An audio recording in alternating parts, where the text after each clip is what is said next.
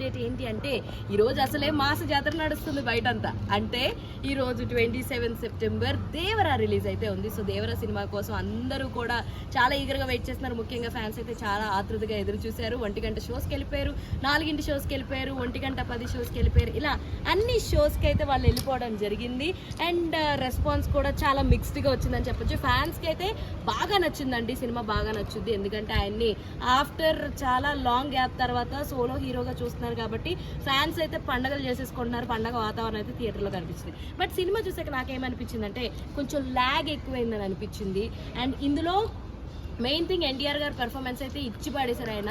So చాలా అంటే చాలా బాగా చేశారు. ఇంకా జాన్వీ కపూర్ క్యారెక్టర్ అయితే ఇప్పుడు పెద్దగా ఎక్కువ ఏం రివీల్ చేయలేదు. మేబీ సెకండ్ పార్ట్లో ఏమైనా ఉంటుందేమో. సో మదర్ క్యారెక్టర్ ప్లే చేసిన ఆవిడైతే పవిత్ర గారు లాగా ఉన్నారనమాట. పవిత్ర నరేష్ గారు ఉన్నారు, ఆవిడ లాగా ఉన్నారు. ఆవిడ యంగ్ వర్షన్ లాగా ఉన్నారు, కానీ చాలా క్యూట్గా ఉంది ఆవిడైతే. పెద్ద ఎన్టీఆర్ గారి వైఫ్ క్యారెక్టర్ అనమాట. సో చిన్న ఎన్టీఆర్ పెద్ద ఎన్టీఆర్ మనం చూసాం కదా డ్యూయల్ రోల్ అని చెప్పేసి.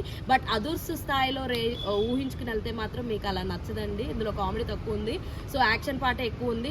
సో సినిమా అంతా ఎర్ర సముద్రం చుట్టూరే తిరుగుతూ ఉంటుంది అనమాట. ఎర్ర సముద్రం ఎర్ర సముద్రం ఎర్ర సముద్రం అని చెప్పేసి.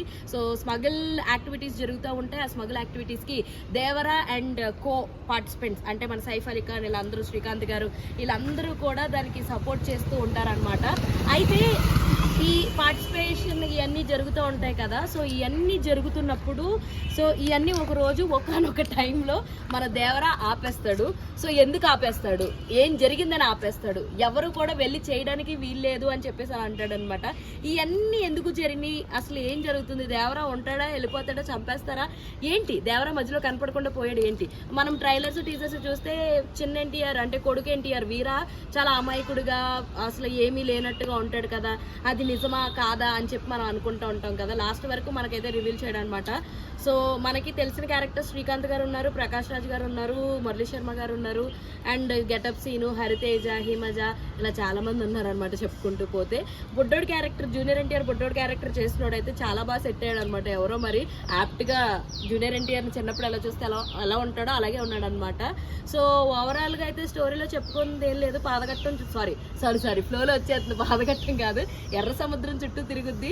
ఈ స్మగ్లింగ్ యాక్టివిటీస్ని ఎందుకు ఆపేశారు, దేవరా ఉన్నాడా లేదా, వేరా దేవరా లాగా పిరికోడు కాదా, లేదంటే ఫైట్ చేస్తాడా లేదా, ఇవన్నీ తెలుసుకోవాలంటే మాత్రం అర్జెంట్గా వెళ్ళిపోయి సినిమా చూసేయండి. బట్ సినిమా అయితే ల్యాగ్ ఉందండి, సో భరించడం కష్టం. కొంచెం ఎవరికైనా హెడ్ ఏక్ లాంటివి ఉంటే మాత్రం జెండు బాంబు క్యారీ చేసి వెళ్ళండి.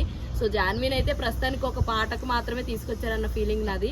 సో జెన్యున్గా చెప్తున్నా, నాకైతే సినిమా యావరేజ్గా అనిపించింది. బ్యాక్గ్రౌండ్ స్కోర్ కూడా పెద్దగా ఏం అనిపించలా. అనిరుద్ధ్ పవర్ అయితే ఏం కనిపించలేదు. దానికన్నా తమన్కి ఇస్తే కాపీ కొట్టిన ట్యూన్స్ అయినా సరే బాగా ఇస్తాడన్న ఫీలింగ్ అయితే వచ్చింది. సో ఆయుధం సాంగ్ కూడా నాకేం అనిపించలేదండి. ఎన్టీఆర్ స్టెప్స్ కూడా సోగా ఉంది. అంత డాన్స్ చేసి ఎన్టీఆర్ తోటి అలాంటి అల్లంత దూరాల ఓతారక అన్నట్టు స్టెప్పులు చేయించడం నాకు అసలు నచ్చలేదు. సో ఇదే రివ్యూ, ఎంతకన్నా చెప్పేది ఏం లేదు. సో ఇలాంటి interesting and more fun videos కోసం ప్లీజ్ డూ ఫాలో HTV.